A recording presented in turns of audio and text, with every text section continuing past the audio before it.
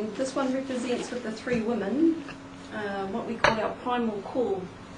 When visitors come to us, and we call the visitors the manuhiri. Manu is the bird, it's the intermediary between earth and sky, and hiri is the primal energy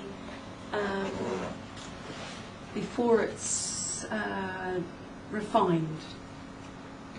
So that's our word for visitor. Doesn't sound anything like visitor or tourist, but manuhiri. And what we say is every visitor is potentially going to bring us a gift, a message from the Creator.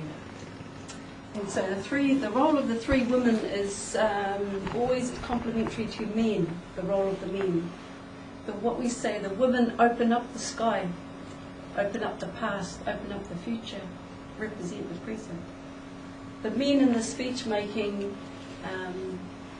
after the women have the pohiri, what we call our welcoming ceremony. And this is how I make sense of that word pohiri into English. Po meaning the long, deep, sacred night of the Creator. And whiri means to weave together. And basically what we say is every new relationship begins somewhat in the dark. But by the time we've finished our rituals of encounter, we should have woven ourselves together as one. And what we have, the roles of the men and the women are very important to work together. The women is the first voice, and within the primal call we call the karanga, are three calls. One of these is to all those who have gone before us, and of course the women are calling this out to the visitors who are at the gate waiting to come in. The visitors can't move until the women start to give this call. They can't move towards the ancestor house and towards our place. And what they're doing, they're opening up the sky, the heavens, and so that the dead can come and be present amongst us. The second call is to the future, to the unborn future, and so that we are mindful here and now of everything we're about to engage in. So that's the second part, the second voice. Now the last voice is the voice to the present, what we say the hunga ora,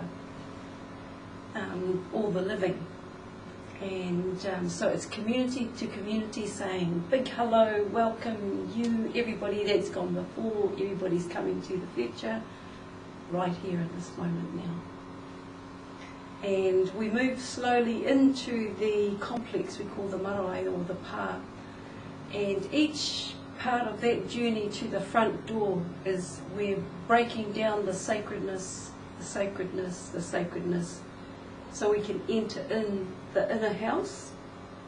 Because everything that happens outside there in front of our ancestor house, if there's any ill intentions, we will deal with it there outside, in the front. Because that is the domain of our war god too, Matauenga. So the sweet voices of the ladies go, come on, come. And as we reach the front, we bow our heads, we give tribute to the ancestor house that stands before us. And this front of our ancestor house looks like this. Okay. So our ancestor house will look like this. And these women will actually be standing out here. Well, quite often today there's only one woman making the three calls. And we're going to go here to the ancestor house. The door represents the mouth of the ancestor.